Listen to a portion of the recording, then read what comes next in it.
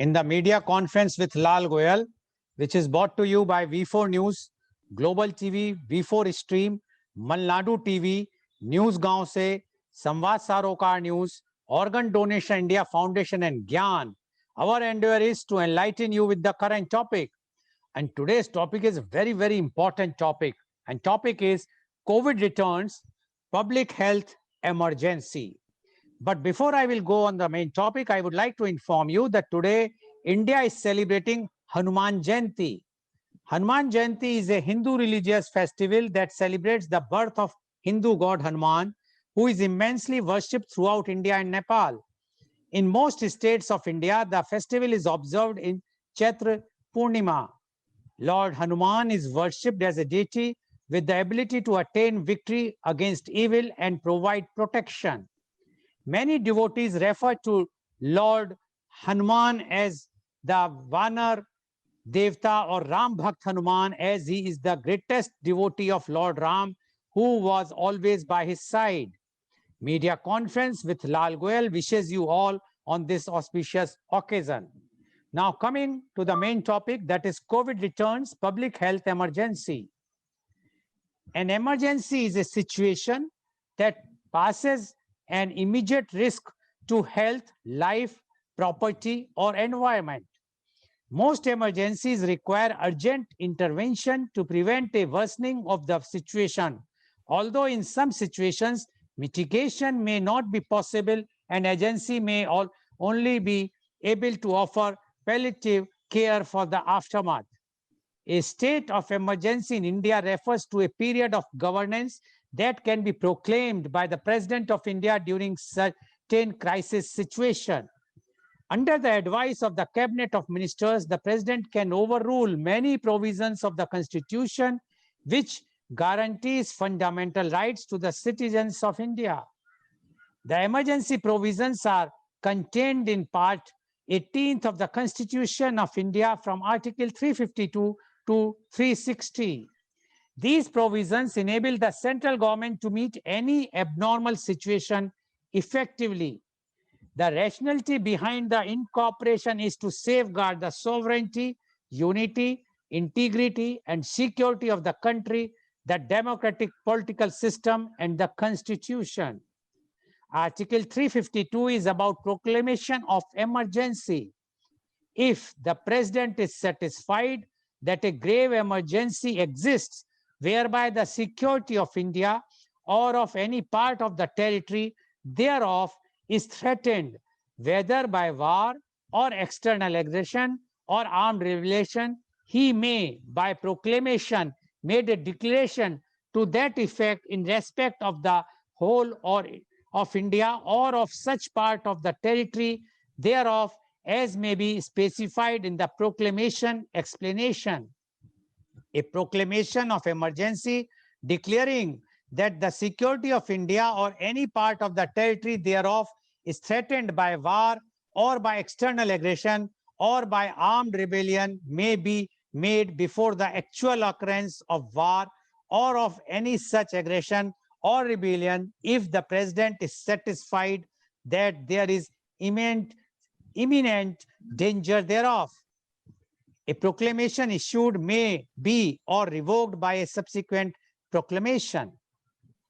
But after 1975 emergency, in 1977, the Janata Dal brought the Constitution 44th Amendment. The amendment of Article 352, in Article 352 of the Constitution, for the words internal disturbance, the words armed rebellion shall be substituted. It means that earlier it was that if there is an internal disturbance, then the power with the President of India, with the advice of the government of India, or the cabinet, that they can proclaim, the President can proclaim the emergency.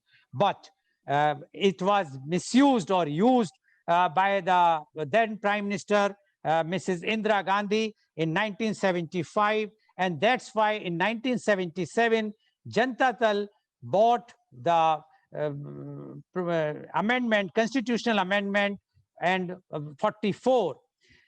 Now, in that amendment, they have changed, they have put the word that the emergency cannot be imposed by putting, because of the internal disturbance. The words armed rebellion shall be substituted. The following explanation shall be inserted at the end, namely, proclamation of emergency declaring that the security of India or any part of the territory thereof is threatened by war or by external aggression or by armed rebellion may be made before the actual occurrence of war or of any such aggression or rebellion if the president is satisfied that there is imminent danger thereof. Proclamation of emergency can be issued only when the security of India or any part of its territory is threatened by war or external aggression or by armed rebellion.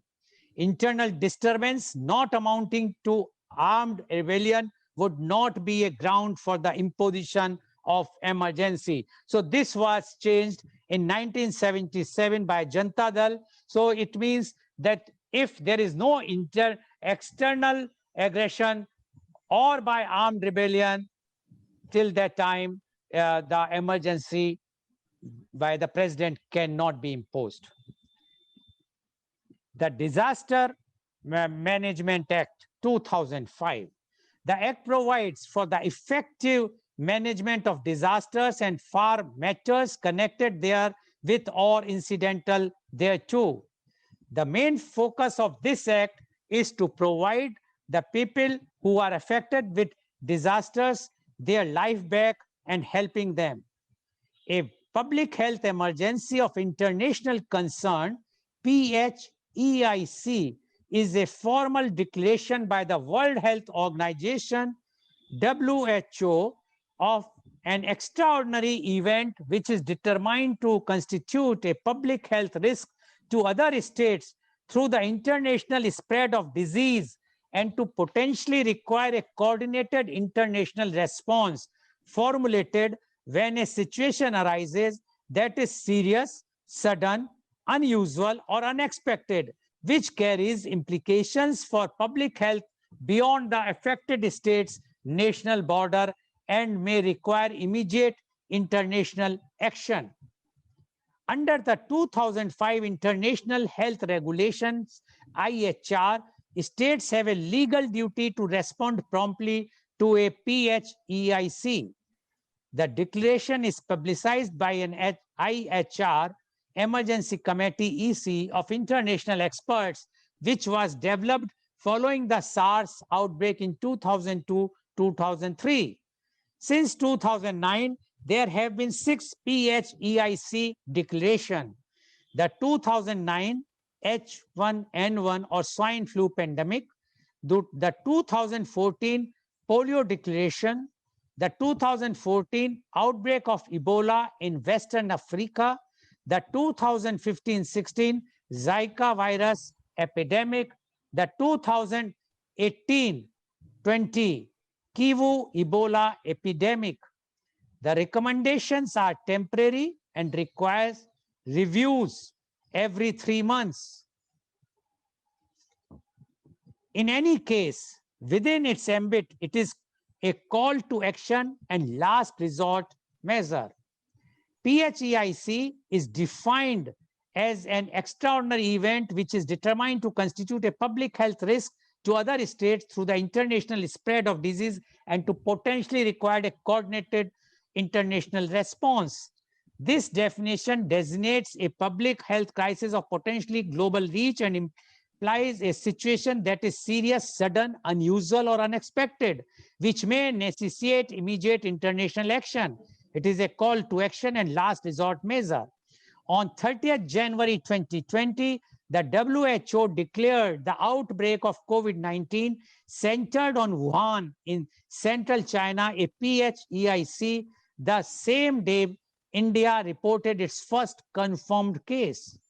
The country so long obvious to this developments except for the southern state of Kerala, which had a preparedness plan ready by mid-January, quickly sprang into action. Screening at the airports, commenced, followed by suspension of international flights on March 22nd. That day itself, as requested by our Honorable Prime Minister, Mr. Modi, on March 19th, Indians maintained a day-long voluntary Janta curfew, which ended with loud banging of pots and pans. 2 days later, a nationwide lockdown was announced on 4 hours' notice. The total number of cases at that point was 519. Now, when we talk about COVID returns, the reason is that yesterday, that is 26th April 2021, after a holiday of Sunday, India registered 3,19,435 new cases of coronavirus, which has taken the country's cumulative tally past 1,76,25,000 cases. Please mind it, Sunday, day before yesterday was Sunday, and these figures, because Sunday, many places the testing is not taking place. Yesterday, the 2,764 lost their life. Thus, total death due to corona raised to 1,97,880. According to health officials, India has administered 14 crores 19 lakhs 11,223 vaccine doses across the country as of yesterday, that is 26th April 2021. Now, to discuss this very, very important issue, that is COVID returns, public health emergency, we have a very elite, knowledgeable, who are leaders on their own respective field, expert panel with us. And I would like to invite my first guest, and he is Professor Dr. M. Abdul Salam. Professor Dr. M. Abdul Salam is PhD, postdoctorate UK. Professor Dr. Salam is the former Vice Chancellor of the prestigious University of Calicut, which is one of the largest and reputed university in India. As a renowned educationist, agricultural scientist, and education administrator, Professor Salam, in a career spanning more than 4 decades, from 1975 to 2020, across continents, has established a great reputation as a tireless academic and scientist, beside being recognized as one of the most authoritative voices in the area of higher education. He is an academician and scientist with great zeal and enthusiasm. He has published 153 research papers, 15 review articles, and 13 books in biological sciences. Welcome, Professor Dr. M. Abdul Salam, on our show. Professor Dr. M. Abdul Salam, you know today the condition in India is very serious. We are in the crisis mode because COVID-19, which came in 2020, was controlled by our country very effectively, and it was almost reached negligible figures somewhere in February, mid-February. But gradually it started again picking up. And as I told you, the figures are very alarming. Day before yesterday, rather yesterday when I had my program, the figure was more than 3,50,000 new cases. Now, when this is the situation, there are voices from different parts, why not impose a public health emergency? Now, there are different views, different opinions. And because the bitter experience of the emergency which was imposed in 1975, the then Prime Minister, Mrs. Indira Gandhi, people are having lots of apprehensions. Now, we would like to know your views on COVID returns, public health emergency. Professor Dr. M. Abdul Salam, please. I think there is Professor Salam, are you there? Yes, yes, very good. Yes, yes. Yes, I am reconnected back. Yes, please go ahead. Thank you, Goyal ji, for an excellent introduction and presenting the case, the issue in total. And also the panelists, one I've seen, I think Our Honorable Anand Bose-ji is there, other panelists, I'm not very sure about No, that. he will be joining by 11 o'clock. Yeah. Now, the topic today is public health emergency in the context of, boosting COVID pandemic. Now, we know the history, you have presented the history very well. The history of COVID for the past 15, 16 months across continents. Yes. Now, I remember the COVID first phase, then the second wave, the gradual increase. At the initial phase, there were inadequate preparedness for countering this menace. So we have immediately jumped for a lockdown. Slowly we have built up facilities and we were ready. And subsequently, the graph declined, the COVID graph declined. So we also have gone in sleeping. Suddenly there was a second wave during the last 2 months. Yes. And as you said, the number is between 3 to 3.5 lakhs per day. The death is also very close to 2 or 2.5 thousand per day. And there is no time for us to sit back and relax. And what I observe here is, today I was just seeing a data here regarding states, major states showing maximum number of cases and maximum number of deaths. Now the table is something like this. Maharashtra is a topper. Then comes states like Karnataka, UP, Tamil Nadu, Andhra Pradesh, Delhi, West Bengal, and Kerala. These are the 8 states. And if you look at these states closely with the maximum number of cases and maximum number of deaths, more than 10,000, cumulative deaths more than 10,000, up to 64,000 in Maharashtra, I observed that 6 out of the 8 states are opposition ruled states. When you look at the central rule, Maharashtra, Kerala, Tamil Nadu, AP, Delhi, West Bengal. I was just wondering, often listening to the remarks of various chief ministers, when there is the responsibility of the state to look after the health affairs of its people, why this enhancement in the number is very much there, confined to these states, particularly the opposition ruled states? Is it due to some confrontation or contradictions or non-cooperation or non-availability of resources? That is one of the observations I have made while looking at the data.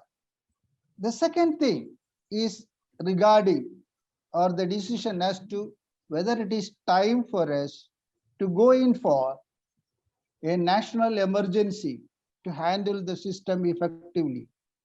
And after watching this second wave of COVID and the type of management that I have seen, particularly in this opposition ruled state, I think there is some conflict or contradictions or negation of observing or accepting the direction from the central government.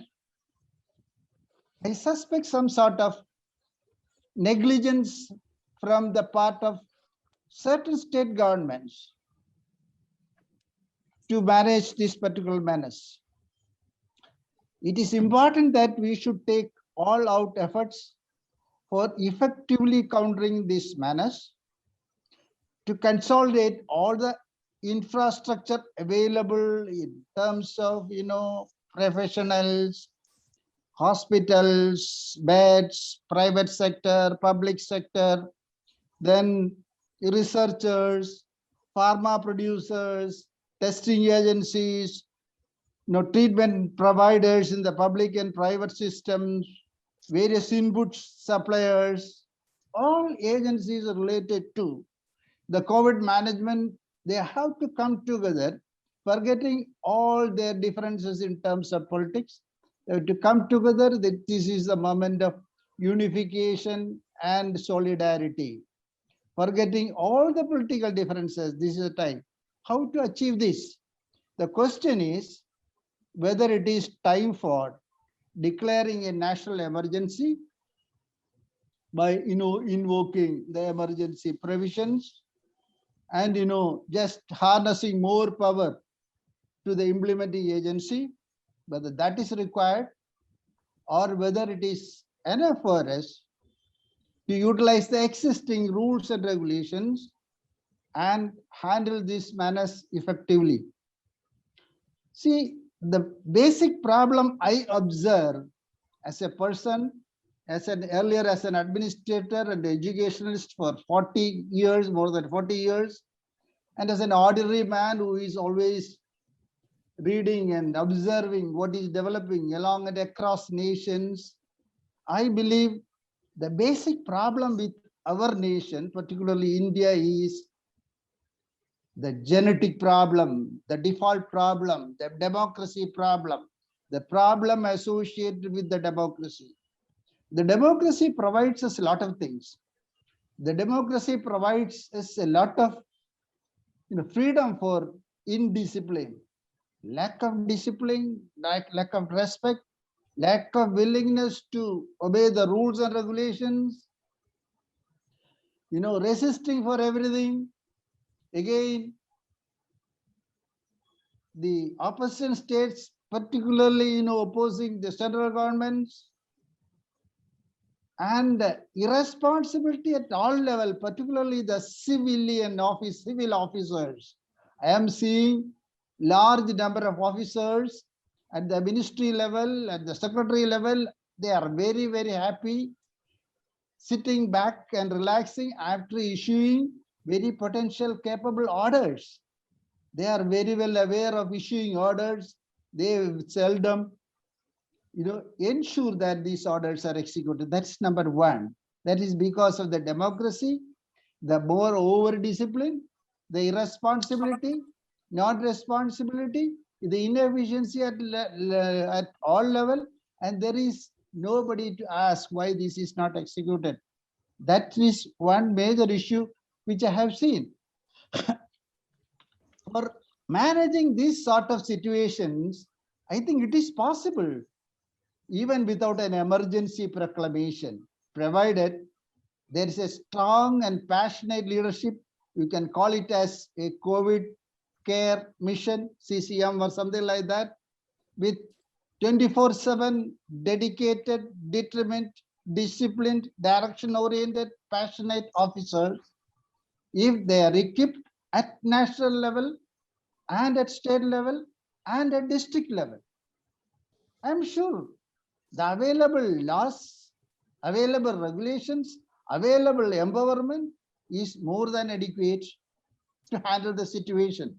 That does not mean that if it is warranting for a national emergency, we can definitely go. But one thing is very, very clear. The situation is very grave. Per day, 3 to 3.5 lakh of COVID cases becoming positive every day. Our people are fighting on political grounds. Responsible officers are sitting back and sitting idle. They are happy with issuing orders. They are unable to coordinate the different agencies involved in the management of the COVID at all sectors, inability to coordinate the private sector hospitals, utilizing the potential bed availability in hotels, in I can say even the ships or even the railway bogies or wherever available. They should be able to utilize all these things on an emergency basis, even without proclaiming an emergency. If it is required, I'm sure it should be done. But what I observe is an irresponsible executive officers who feel, I used to say, they feel satisfied by issuing orders. They are never bothered about, their job is done by issuing an order. They never bother about execution of the order the way it is to be done. Even the vaccine distribution, vaccination, all these things are, even though the government at the central level is taking very systematic, active, dedicated action for managing the COVID, I am observing inaction, always complaining. They believe that, sending a letter to the Modi is enough to manage COVID. Every day, I am observing some chief ministers are talking. Today, I have sent a letter to Modi for vaccines, for this, that, and all. Do you think that these oxygen plants are costly things? You can start even from 5 lakh to even 50 lakhs for production of, for establishment of excellent oxygen plants. Is it a difficult task? So what is lacking? Our destiny of a democracy. Or I have mentioned sometime earlier in one of these discussions, the need for curbing the extra freedom associated with our democracy, that is to be curtailed at least at this war moments of crisis, where we need to collaborate, consolidate, work together. Everything we have to pull together, work together and achieve together. I find fault with only with the administrators of, specifically I must point these 8 states. These major states like Maharashtra, Kerala, Tamil Nadu, AP, Delhi, West Bengal, even Karnataka and UP, they fail, miserably fail. If they cannot save their people, it's better they should resign, they should quit. Some presidential rules should come. Some mission should start. People should be saved. So this is what I feel. I feel if it is required, yes, it is time for an action in an emergency mode, one. Number two, I again say, even without an emergency declaration, sufficient weapons are available in our legal system to handle this. What is lacking? Irresponsible, inefficient group of leaders at the helm of affairs. Thank you. Thank you very much, Professor Dr. M.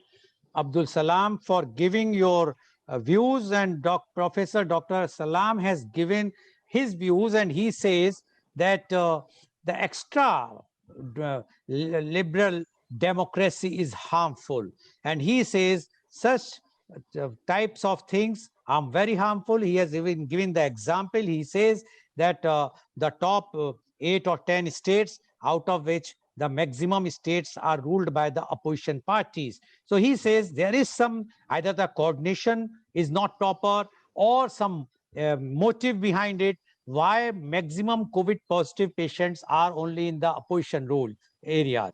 So it was his views. And he also said that the emergency, if required, can be invoked, as well as if not, then those measures should be taken. He was also critical about the administration, general administration. He says they failed even for the vaccination program, and they are just cribbing, and they are in habit to pass the orders. So his views are that strict action should be taken, and the center must play a very proactive role in this emergency situation. Thank you very much, Professor Dr. M. Abdul Salam. Now we have been joined by 2 eminent people. I will just ask Dr. Bose, are you going to speak now? Okay. So you are on mute. You are on mute. Just good morning, Dr. Bose. Good morning. I would rather listen to General Saab. Okay. Yeah. Then I yes, take. fine. Okay, fine. Thank you. Thank you, Dr. Bose. Now I would like to invite my next guest, and he is Lieutenant General V.K. Chaturvedi, PFSM, AVSM, SM. Lieutenant General V.K. Chaturvedi is an alumni of National Defense Academy and Indian Military Academy. He was commissioned into the Regiment of Artillery on 13 June 1971. Immediately on commissioning and after undergoing a curtailed young officers course, he was posted to 99th Field Regiment in the Eastern Sector. He fought the 1971 Indo-Pak War and was awarded the Sena Medal for gallantry. He commanded 99 Field Regiment Charlotte during Operation Rakshak in J&K, and an artillery brigade in strike corps during Operation Parakram in deserts. He accomplished himself well on all important courses to include long gunnery course, Defense Services Staff College, Senior Command course, Higher Defense Management course, and the most prestigious National Defense College course. He has held all the corporate staff and command assignment, which include GSO-2, General Staff Officers Grade 2 at Military Operations Directorate, Colonel Administration of a division in the deserts, Director at Weapons and Equipment Directorate in Army Headquarters, Brigadier Administration of the then the largest corps of the Army in J&K, Additional Director General Operation and Training of Artillery, where he spearheaded the artillery modernization. He was thereafter the Deputy Commandant and Chief Instructor of the School of Artillery, and finally was Director General Manpower Planning and Personnel Services at Army Headquarters. The officer was awarded the Param Vishisht Seva Medal PVSM in 2011 for distinguished services of highest order by the President of India. He was also awarded the Ati Vishisht Seva Medal AVSM for distinguished services of exceptional order by the President of India in 2007 and the Sena Medal Gallantry during the 1971 war. He was also given commendation by the Chief of Army Staff and Army Commander on 2 occasions. He is Master of Philosophy MPhil from Madras University in Strategic Studies and International Affairs, Master of Science from Madras University in Defense Studies, and Master of Management Studies from Osmania University. The officer also holds a postgraduate diploma in business management from Pune University. Post-retirement, the general was advisor defense banking with the State Bank of India and SBI Life for 5 years. Presently, the general is consultant in defense matters and guest lecturer at a premium institutes in the country. Welcome, General Chaturvedi, on our show. General Chaturvedi, although you have joined late, I was telling, and because of your health, you have mentioned to me. So that's why and I gave you the time for 11 o'clock. So accordingly, you have joined on time. But because already our distinguished guest had spoken, and I have also read out the report, I just brief you in 1 minute only that India had an emergency situation right now. Crisis is very deep because of the corona pandemic. Now, when this is the situation, there are talks going on, why not to impose a public health emergency. But as per the emergency, which we had a bitter experience of 1975, when the then Prime Minister, Mrs. Indira Gandhi, imposed the emergency, which was for 2 years. And then in the year 1977, a Constitutional Amendment Act of 44th Amendment was put forward by the then Janata Dal government, in which the word internal disturbance was substituted by the armed rebellion. No position is left that if there is any internal disturbance, then the emergency can be imposed as per that amendment, 44th Amendment. Afterwards, Professor Dr. M. Abdul Salam, he has spoken. He says the time is fit to take strict action. It can be in the form of emergency or some other powers which will be directly with the central government. He has also compared, and he says the maximum number of cases are in the opposition ruled state government. He put the motives, and he says that it might be either some intentional or the communication gap or their own egos, that they are not interested to communicate properly. He even mentioned that the chief ministers are only writing the letters or sending a message to our Honorable Prime Minister, Mr. Modi, but they are not taking actions. That's why the condition is going down every day. Now, being a retired general of the army, you spearheaded the army, you know the role of army. And I will also mention, because in UK, the entire COVID management has been assisted by the army there. Even in USA, the entire vaccination program is spearheaded, supervised by the army there. Although in India now, we have just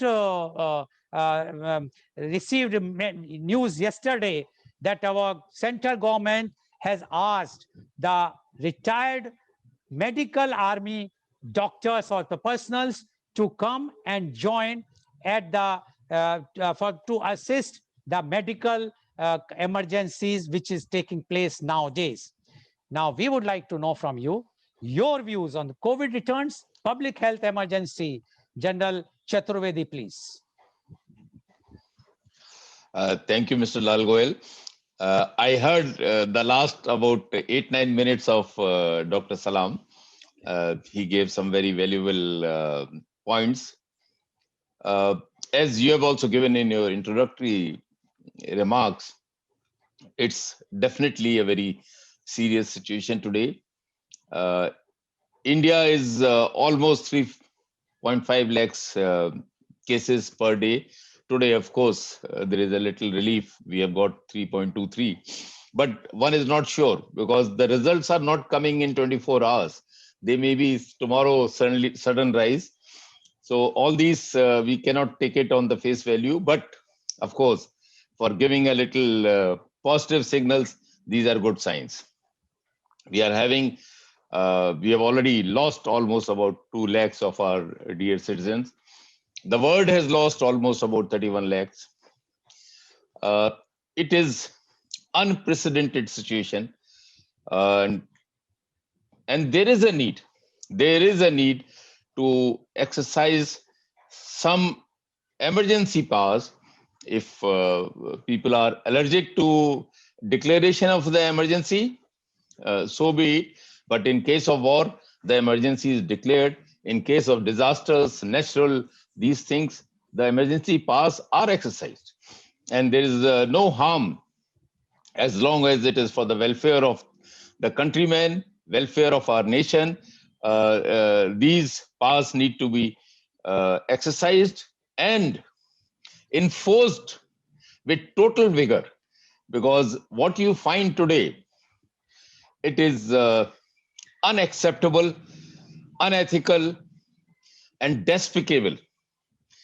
Certain people have indulged in black marketing of some very, very essential drugs, black marketing of oxygen cylinders, hoarding of vaccinations, hoarding of some very essential drugs. These are unpardonable acts. ये सबसे घृणित अपराध है देश के प्रति, मानवता के प्रति, हमारे समाज के प्रति. And the government, the police department, the law enforcing agencies must come with severe. There can be no mercy for such people, and they have to be taken to task. And also, one thing I must say, they are at the same time innumerable good Samaritan in our society, in our nation, in the medical fraternity, in police department, who are doing a yeoman service to our society, to the nation. These facts must be highlighted. India is a nation which had withstood 800 years of invaders, 200 years of British rule, and yet we survive. And जो कहते हैं ना कि कुछ बात है कि हस्ती मिटती नहीं हमारी, इसमें बहुत कुछ दम है. The people of India are our greatest strength, and they have always come out winners.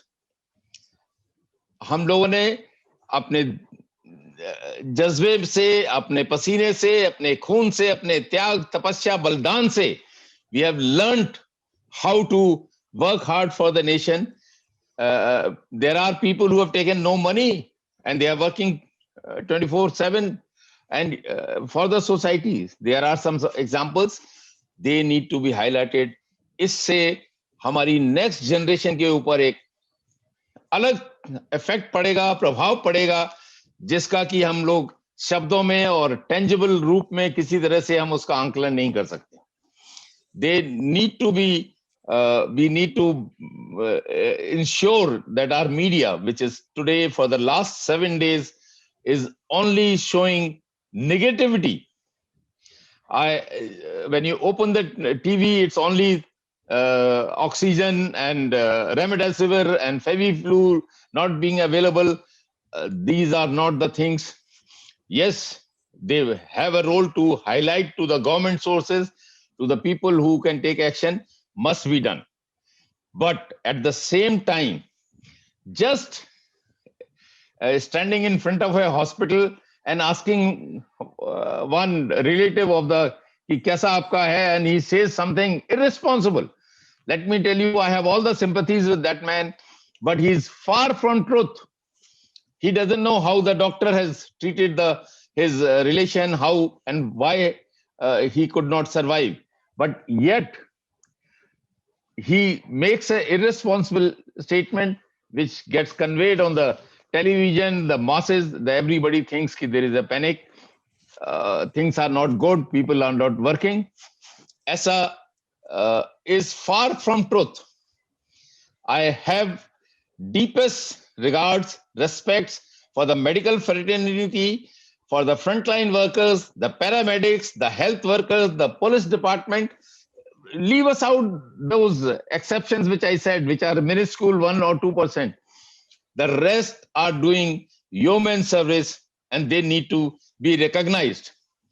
When some of the political parties representative coming on TV, they say, what did you do in the last 1 year? It hurts. It hurts each and every Indian. हमारे दिलों में मतलब ऐसा गुबार फूटता है. I want to cry for these अनपढ़, ये पढ़े लिखे अनपढ़ हैं, और जो अनपढ़ हैं वो बहुत शिक्षित हैं, उन्हें मालूम है उनकी जिम्मेवारी क्या है, किस तरह से, and they need to now learn कि this is our India, this is our Bharat, ये हमारा नेशन है, और हम सबको इकट्ठा होके इस अनप्रेसिडेंटेड क्राइसिस को, अनप्रेसिडेंटेड जो एक प्रकोप है, विपदा है, इसका सामना करना है. There cannot be a worse thing when a president of United States of America, there is a statement issued by the US government which says that it is in the interest of the world that Americans get vaccinated. It speaks of arrogance, and this needs to be condemned by each and every right-thinking human being of the world. This is despicable statement by the United States. They cannot be the leaders of the world, cannot be, because they do not have any empathy for and compassion for the humanity. Despite that, it was only the Indian government, the Indian diplomatic circle, which were fighting this. They spoke at love. Not one opposition leader of our country, not one, who spoke against this statement of the United States. It is terrible, and these leaders of our country need to learn a lot. They need to stand with India. Let it be Modi in the Prime Minister, let it be BJP in power, but as Indians, we are one. It cannot be that some nation can say that my blood is better than yours. We will never accept it. It was our proud Indians. I'm so proud of those Indians settled in USA and abroad who took up this issue and ensured, Sundar Pichai, Satya Nadella, and the whole lot of them ensured that the US retracts this statement. And we should have all done it. A lot of Indians have done it. I can say I have seen it on the Facebook, WhatsApp, Twitter, everything. But I'm sorry to say not a single politician of our country, not a single political leader of our country other than the ruling party came up to condemn that statement. It is very, very disheartening. I'll talk a bit about the army, which you talked about. It is a very good step. Armed forces must get involved now because we are for the nation. हम भारत के लिए हैं. It is called Indian Armed Forces. And जब देश के ऊपर इतनी बड़ा संकट है, इतनी बड़ी विपदा है, हम जो भी कर सकते हैं हमको करना चाहिए. Recalling of this last 2 years, 3 years, जो premature of retirement पे doctors गए हैं, medical paramedics गए हैं, हमारी nurses गई हैं, इन सबको recall करना. इसके अलावा I strongly feel they can even recall some of the experts on logistics, some of the experts on management, some of the experts who can handle call centers, some of the experts who can do counseling. These people can also be recalled. And there is a need now to establish war rooms at the national level, war rooms at the state level, the district level. Everybody must get connected, and they should be immediate and reporting both up the channel and down the channel. There has to be action to every place where there is a problem. The people must know it. It should not be that the media comes on the, something comes on the media and then we react. Our people must do it. And armed forces must get involved. Our hospitals, they are all over the country. Their reach is tremendous. Their commitment, sincerity, and dedication is unsurmountable. I don't think there is any doubt in these things. We may not have the resources, but our I'll just say that जो जज्बा है किसी को मदद करने का, उसका कोई सानी नहीं है, और उसमें जब कमी नहीं होगी तो देशवासियों के ऊपर भी उसका एक असर पड़ेगा. They will see कि this man, he doesn't have oxygen, but he is still trying, pumping and giving some medicine. These are the things, small gestures, which will go a long way in ensuring that the nation rises. Our जो despondency set होने की तैयारी कर रहे हैं, और इसमें बहुत बड़ा रोल है इंटरनेशनल मीडिया का, and some domestic people also are involved in. They need to be taken to task. The time now is to motivate our people. Let not panic set in anywhere. India has done it in the past. India can do it. India will do it. ये देश है वीर जवानों का, अलवेलों का, मस्तानों का. इसने सब कुछ हासिल किया है. हम ऐसी ऐसी जगह पर, वहां पे सियाचिन में 10 दिन तक वो हनुमंत थप्पा स्नो के अंदर दबा रहा, और यस, क्योंकि उसका सीओ वहां पे था, वो सांस लेता रहा. ये चीज हासिल हुई है और दोबारा होगी. Let me tell you, I am a little emotional. The politicians have definitely let us down. These leaders need to be taken to task. जिन्होंने देश के साथ खड़े नहीं हुए. I am boiling with that statement of America. It has been hurting me, but we will rise. हम साथ साथ आगे जाएंगे, साथ ही हाथ बढ़ाना. हम हारेंगे नहीं, इस भारत को सबसे ऊपर ले जाएंगे. Thank you very much. I am on my recovery mode. With your good wishes, I have come out, and thanks a lot. I'm really grateful that I could speak. Thank you. Chaturvedi ji, I salute you, Chaturvedi ji. We are proud, we are happy to have Thank you, persons sir. of your spirits and thoughts. India Thank needs you. peoples of your stature and spirits. Thank you so I much. Chaturvedi salute ji, you, very Chaturvedi inspiring, ji. very inspiring. We feel confident. Yeah. Thank you so Very much, sir. inspiring. Oh, We need Thank you, leaders sir. like you in our No. surprises. I think the nation should utilize people like you. Thank you, sir. Thank you, sir. Thank you very much, General Chaturvedi. So you have seen today how General Chaturvedi expressed his anguish with full of emotions. This is called patriotism. This He is the highlight he's- of the day. He is boiling with the statement, American government statement. After all, humanity is there. One side, according to General Chaturvedi, once they claim that they are the leaders, world leaders. This is not the leadership.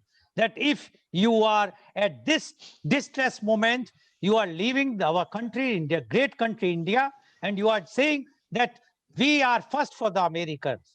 Who built up the America? Today, the condition in America, which General Chaturvedi has mentioned, that all the top CEOs of all the big multinational companies are Indians. The Indians are working day and night there. And he has also mentioned very critically about the opposition leaders. None of the opposition leader came out and spoke against the American government at this crisis time. Why? Politics is different. Politics, you have lots of differences. One can have the differences, opinion with one party or the party. But when the question of the prestige of our country comes, no one, whosoever, everyone is equal, everyone is united, and everyone has to speak one language only, not the different languages. And he has also mentioned that, yes, the country requires that time, the expertise of the army. He says the government has taken a very good decision by recalling those who have retired recently, the medical personnel. But he says, why not call others, those who are experts in logistics, communications, so and other fields, so that they can also give the services to our country. And he says our aim is to come out, and he is very sure. He says we have come out with so many hurdles which the country has faced, so we'll also overcome this problem. Thank you very much, General. I understand your feelings. You are really a patriotic and a person who knows, who has served the country in such a difficult times. He has served. He says his blood is boiling. Yes, that is what is required today. He is also very critical about the media. Why media is only showing negativeness? Why not? Why to create panic? Give the positive suggestions. Bring out those things which are going to give positiveness in the countrymen. After all, this problem is universal. Everywhere the problem is there. But we should not highlight only those negative things. And he has mentioned few incidents, etc. But one thing is very clear. General Chaturvedi, as our Professor Dr. Salam, also wants more and more proactive role of the central government, more and more involvement by General Chaturvedi says of the armed forces, which, as I also mentioned, that in UK and USA and other countries, the army is playing a very important role. And we are proud of our army. We are proud of our all brave soldiers and the brave officers. So I'm sure that these views of General Chaturvedi will definitely go a long way and definitely will create some atmosphere, not some, rather the atmosphere. And although there was a media report that yesterday our Honorable Prime Minister, Mr. Modi, met the General Rawat yesterday, and I think there was a very good meeting. Let's hope some good decision will definitely come soon. Thank you very much, General Chaturvedi. I am really touched, as our other co-panelist, Professor Dr. Salam, as well as Dr. C.V. Anand Bose. They all are touched with your so much powerful and meaningful outburst. I must say, what you have mentioned is really, every Indian should have this, in Hindi, jasba, that feelings, so that we can also overcome this crisis. Thank you very much, General Chaturvedi. I am also thankful to you, although you told me that you are not fit, but because of the topic, you said, okay, you will join for some time and you want to give your views. General Chaturvedi, as you mentioned to me that you will be available only for 15 minutes. I can see that you have spent more time. Do you want to say anything, or shall I move to my next panelist? So just one point. We have vaccinated 3 times the population of UK and India. Let the countrymen know it. They are all talk about UK that they have vaccinated. We have vaccinated 3 times their population. Why are these not being highlighted? I have got my first dose. I went to a government hospital. I felt proud the way they had organized it. There is only criticism. They only talk negativity. India has risen. India is emerging. They will be enemies of ours. Let's be careful of these enemies, because emerging India does not suit many in the world and our neighborhood. Thank you so much, sir. I really enjoyed being with you, and thanks a lot, sir. Thank you very much. Thank you very much, General Chaturvedi. Thank you very much for giving your very, very positive points. And this point is also very positive that we in India, we have done almost 3 times of the UK population, because we have already crossed 14 crores vaccination in India. Thank you very much, General Chaturvedi. Now I would like to invite my next Sir, can I leave, sir? Yeah, please. Okay. Thank you so much, sir. Thanks a lot, Dr. Salam, sir. Thank you, Anand Boshi, sir. Thank you very much. Thank you. Thank you so much.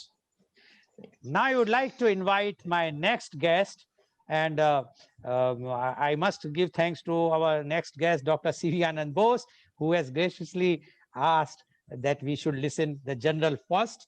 So now I would like to invite and introduce our next guest, and he's Dr. C.V. Anand Bose, IAS. Dr. C.V. Anand Bose, IAS is one-man expert commission on labor to prepare an action plan for the welfare and development of the workforce in the context of COVID-19. He is also the principal advisor, Government of India Heritage Project. He was former head of the Disaster Management, Government of India, and Central Draft Relief Commissioner, Government of India.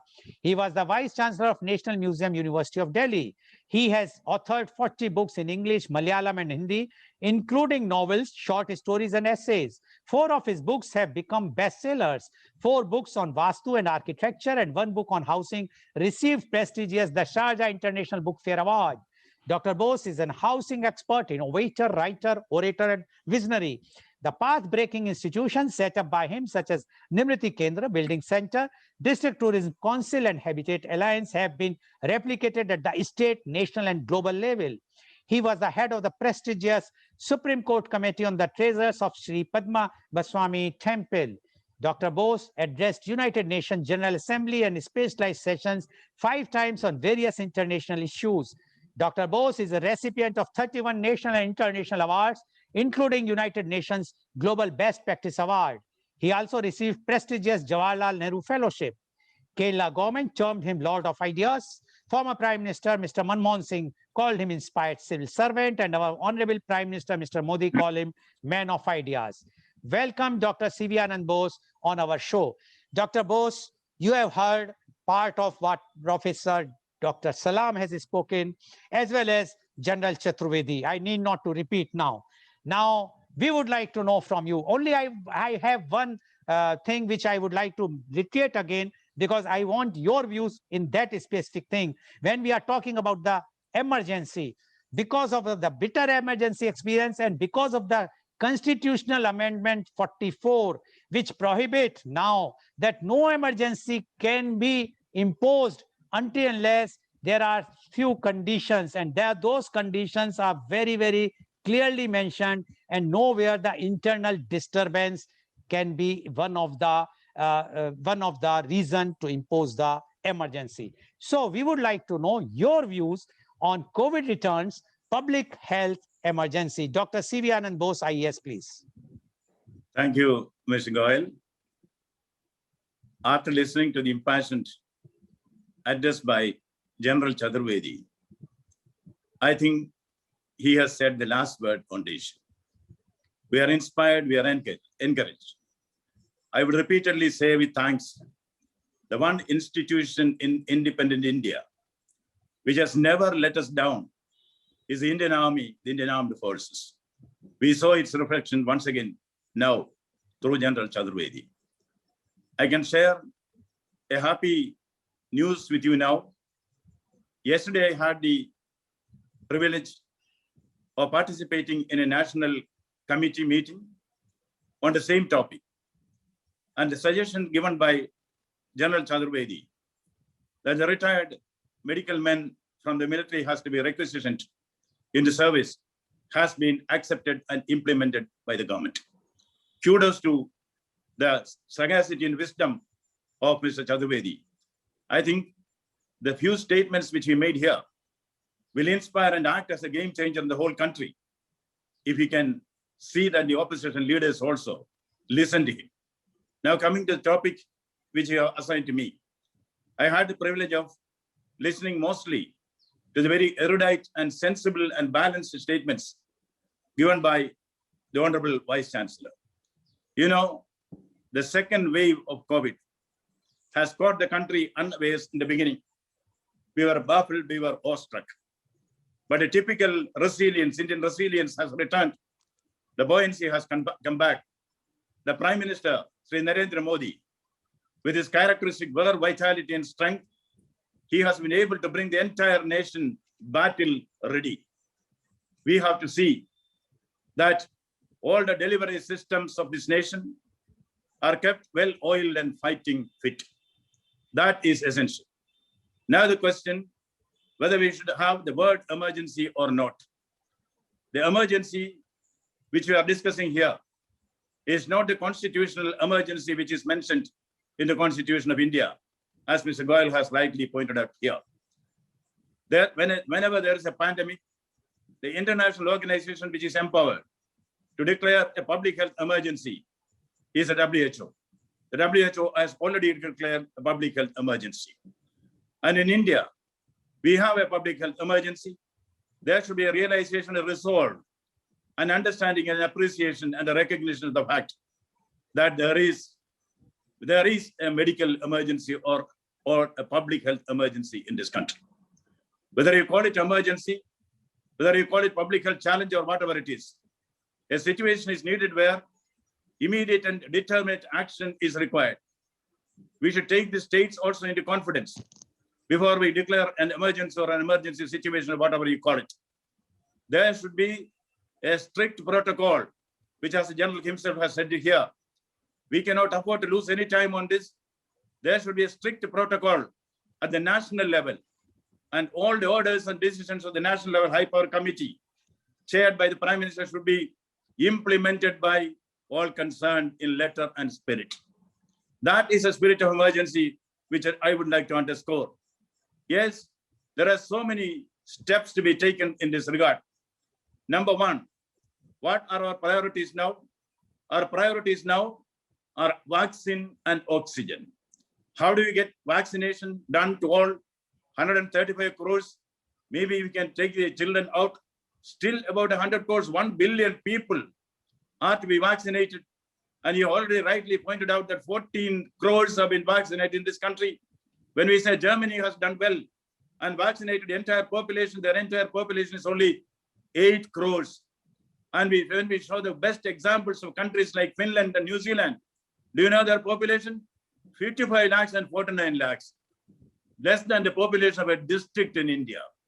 We are administering not a country, we are administering a subcontinent. That we should realize. And we should take pride in the fact that our nation has been able to go ahead of the entire nations of the world in taking the task and facing it squarely. It's a square issue, squarely drawn. And for vaccination, what can we do? We know India has the largest number of pharmaceutical companies in the world. You give them the order, go. They will be able to produce whatever vaccines are required for this country. How? There is something which can be used during emergencies. The WTO has agreed to this. It is there in the intellectual property rights approved by the WTO. It is there in the Patent Act of India. In exigencies like this, any pharma company can produce any medicine, any vaccine, irrespective of who holds the patent. Yes, we have given, this is called a compulsory license regime. The compulsory license regime has been invoked in this country. In 2012, Bayer Corporation, they were marketing a medicine which is meant for liver and kidney treatment for 2.8 lakh rupees a month. 2.8 lakh rupees for a month's dose. We took the step of giving. Natco Pharmaceuticals was given in India. This permission, extraordinary permission under the compulsory license regime. They were asked to produce the same medicine which they could sell for 9,000 rupees. Where is 9,000? Where is 2.8 lakhs? And Israel is one of the boldest countries which we have seen. They flouted, or rather, they went by the compulsory clause and they manufactured medicine for HIV and gave it to the other countries in the world. We have to do that. And secondly, if any vaccine is allowed, permitted in any country, allow its use in India without further approvals. If approvals for a vaccine has been granted in the country of manufacture, India should be ready to accept it without any delaying approval procedure in this country because it's an emergency situation. And then about oxygen, it's very sad that this country in some states do not have oxygen. And the worst is the irresponsible Chief Minister of Delhi. See what General Chaturvedi has said applies not only to the opposition leaders, but even some of the ruling chief ministers. I don't want to name him, but you all know him. Why there is no oxygen here, at least for some time? There was an order about 1 year back. There was an order issued by the drugs controller to all the states that those units which are manufacturing industrial oxygen can be permitted to manufacture oxygen for medical purposes. Some states did it, some states did not. What did you do? We requisitioned the Air Force, the Navy. We have oxygen now. Who created that situation? This is not a time for a blame game, but I pointed out incidentally, make a point clear. We have options before us. We cannot be a soft state. And now there are various other things which have to be done. Now we need additional facilities. Why don't turn the hotels, the hostels, the schools, the colleges, and any residential facility into temporary hospitals? Why not requisition hospitals on wheels? Yes, hospitals on wheels and mobile ICU units. And we should also respect the dead. Requisition enough number of mobile mortuaries as well. Turn ships into hospitals in the coastal areas. Railway wagons also can be converted into hospitals if need be. This situation is manageable. There is always a solution to any problem. There are some people who find solutions to problem. There are some others who find problems in solutions. I would dig a deep, point my fingers at the opposition parties. Are they not trying to create problems and solutions? This is not the way for an emergency situation like this. Then there are other steps. Yes, there is manpower shortage. The general has also pointed it out, and he has also recommended remedies. I also had the opportunity to give a report to the government recently on such issues. See, we can augment the available medical strength of medical staff in the country. You take back, which you have already done, the retired doctors from the army, nurses, paramedical men, disciplined officers who can deliver at any time, at any point in an exemplary manner. Also take the retired officers from the government, from the private sector. And in India, particularly in states like Kerala, we have a large number of expert doctors from various parts of the world who have come back to Kerala to settle down there. Nurses, paramedical men, why not requisition them? And the police force is overworked. As you all know, we are in the habit of blaming the police force everywhere.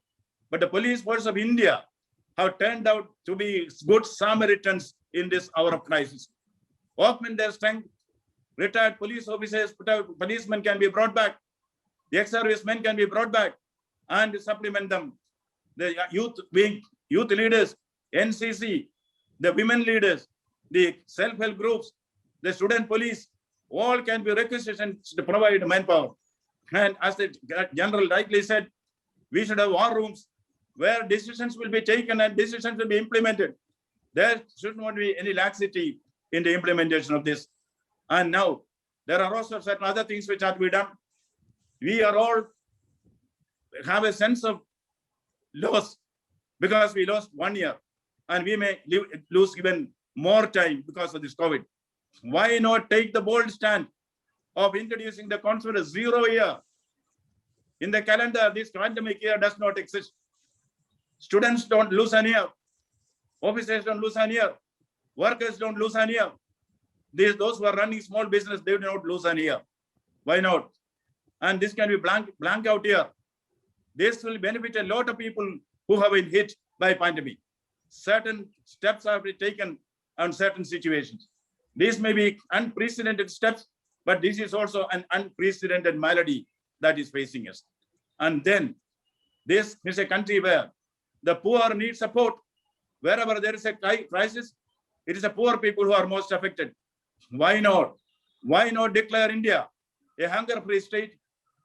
If this nation can implement the largest midday meal program among children, 12 lakh children, 12 crores of children are given midday meals.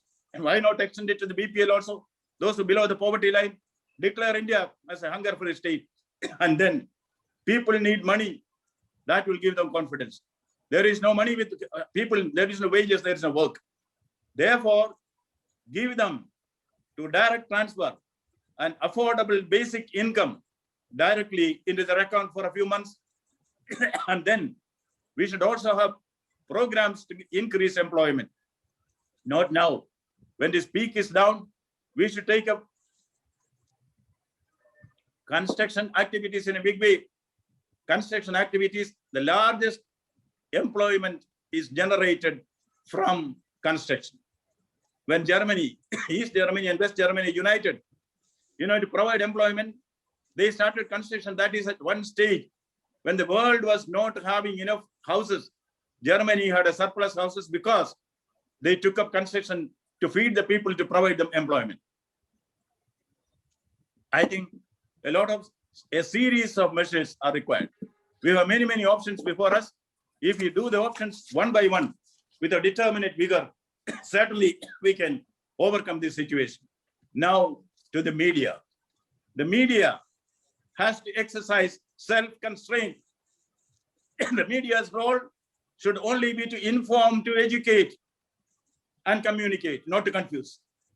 If any media oversteps this limit, if any media tries this occasion to be the agents of the Break India Brigade, if any media try to form in communal trouble, if any media wants to settle political scores at the expense of the people, strict action should be taken against them.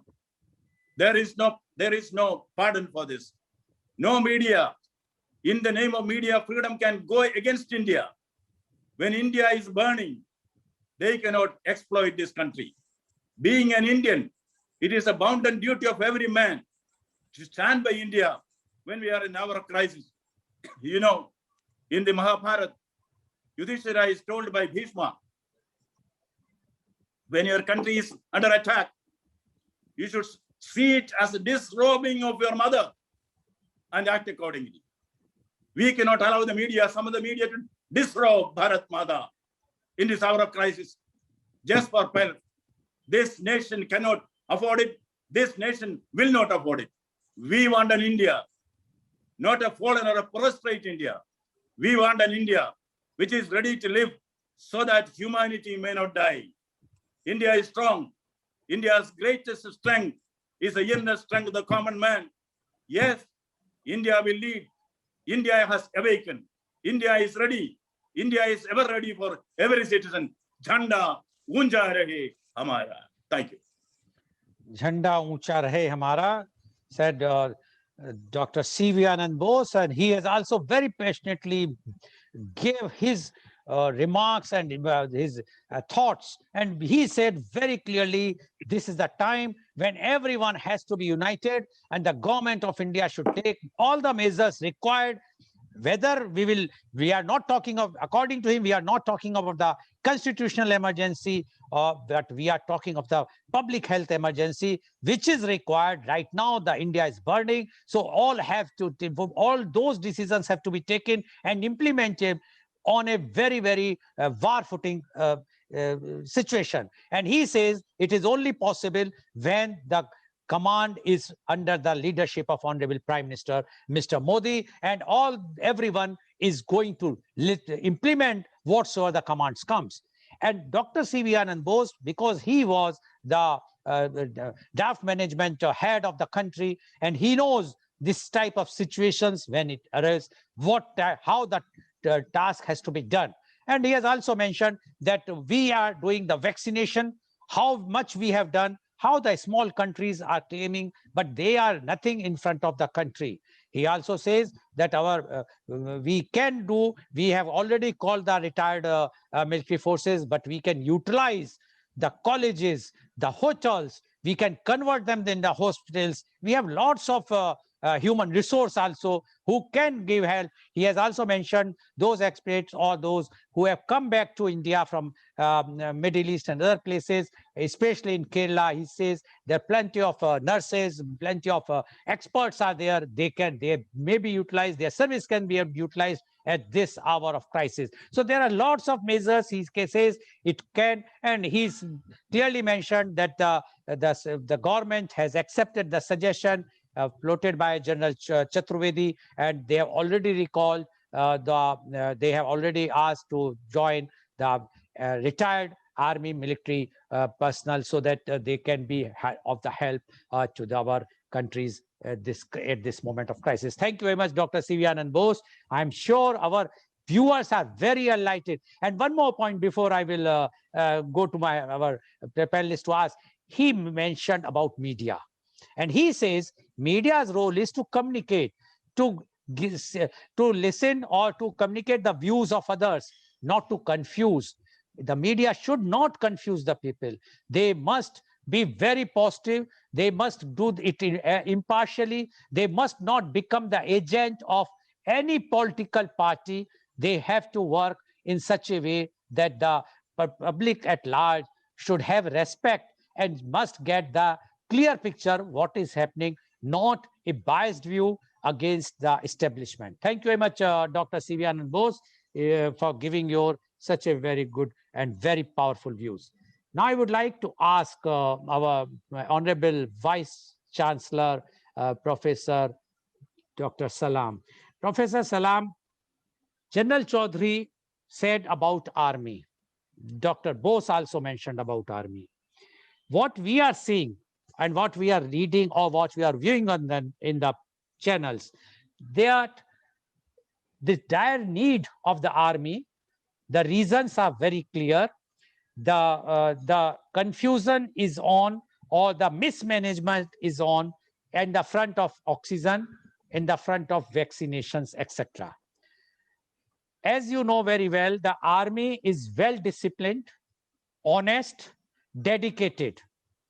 A different, their training is such that they have nothing to do with the party politics. They are not bothered who is what. They are only listening to their superior, whatsoever the order they have to follow, they follow. And it has been proved many times. They are ready to sacrifice their life.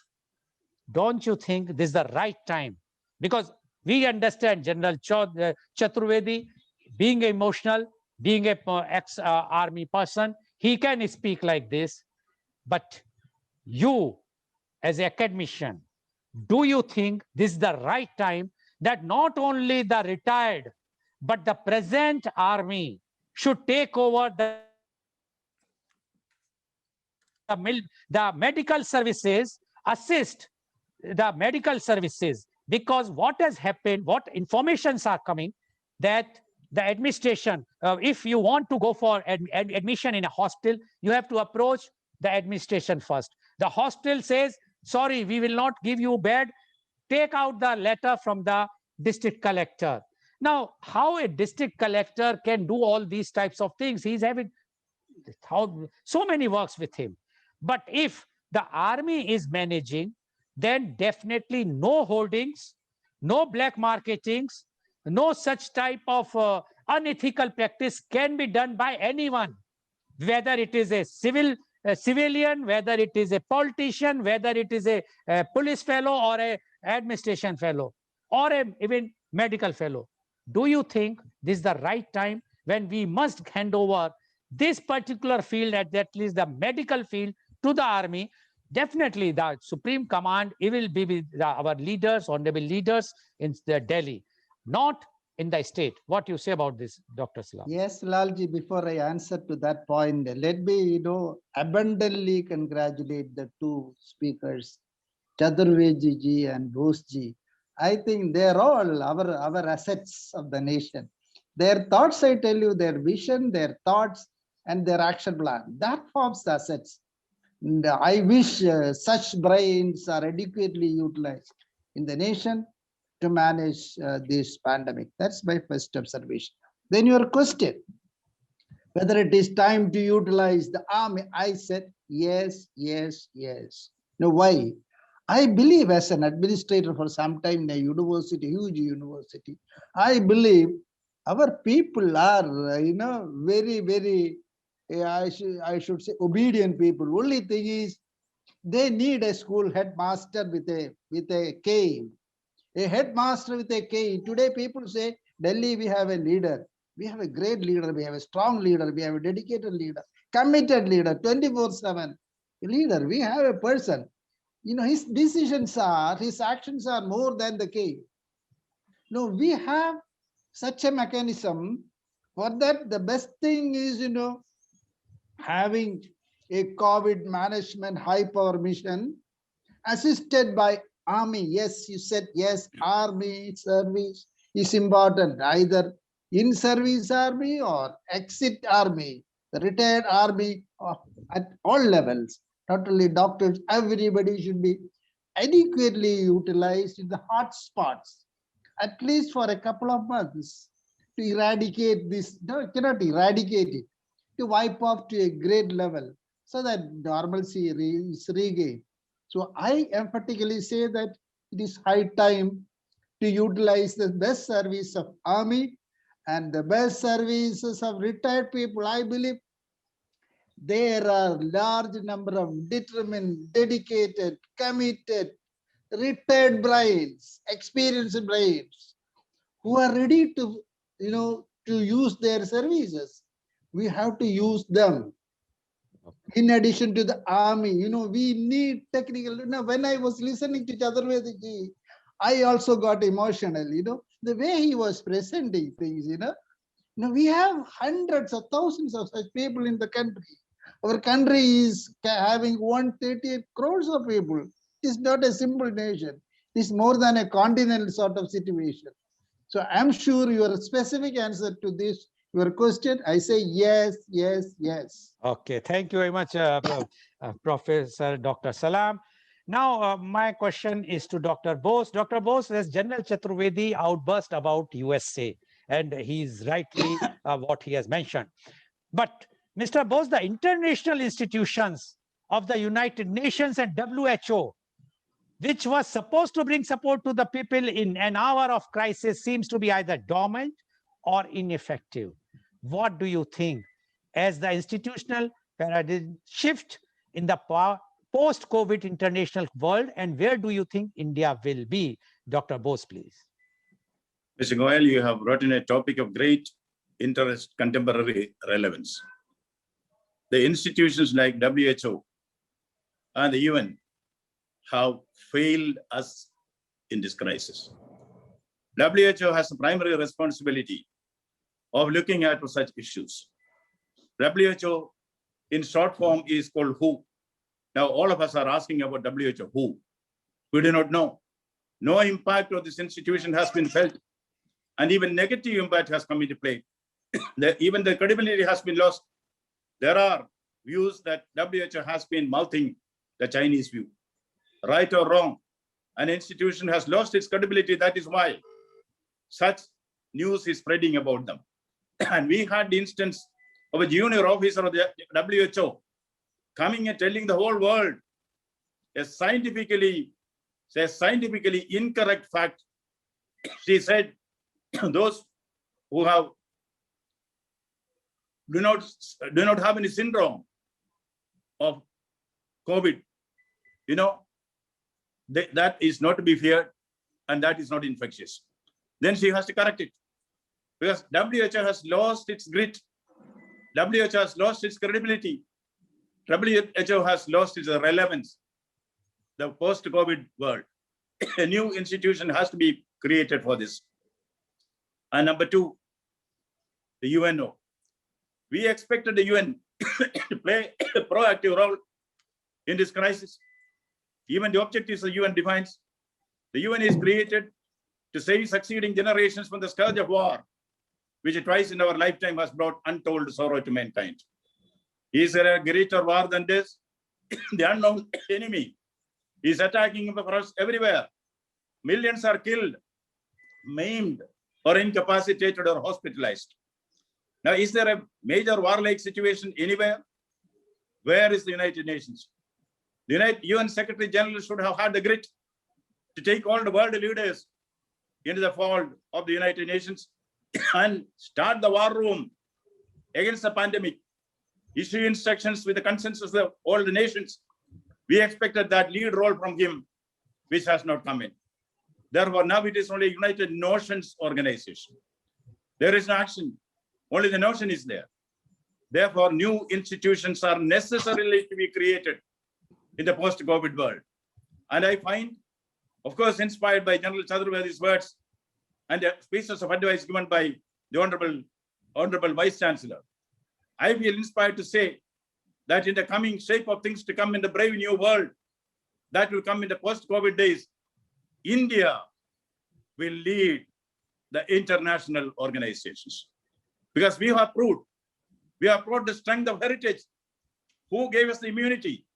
This immunity came from our heritage, our culinary practices, our medical systems. The world has realized it. And the soft power of India. I tell you, in the post-COVID days, it is not the hard power, but the soft power, which is going to rule the roost in the world. When soft power comes, India stands ahead of anybody. Do you know, answering to that gentleman who spoke that America needs to be protected, the world wants them to be protected, when America had only Red Indians, India had Indus Valley civilization. With all respect to the Red Indians, you know, their values have been eroded by the Americans.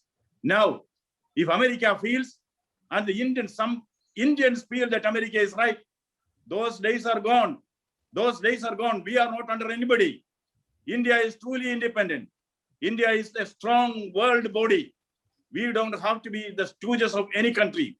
In the post-COVID world, the international institutions will change and India will be leading the pack. That is what is going to happen. That is what should happen. I think we have no reason to be bewildered. We have no reason to be disappointed about this. The world has discovered India. Only thing is, some Indians have to rediscover India. Indians being Indians. That is a challenge before us. The world has realized our greatness. And you know, it's not gold, but only men can make a people great and strong. When Europe was the zenith of prosperity, the poet sang, not gold, but only men can make a people great and strong. India's biggest leverage is that we have men who can make this nation, who has made this nation great and strong. That will certainly continue in the post-COVID paradigm shift as well. Thank you. Thank you very much, Dr. C.V. Anand Bose.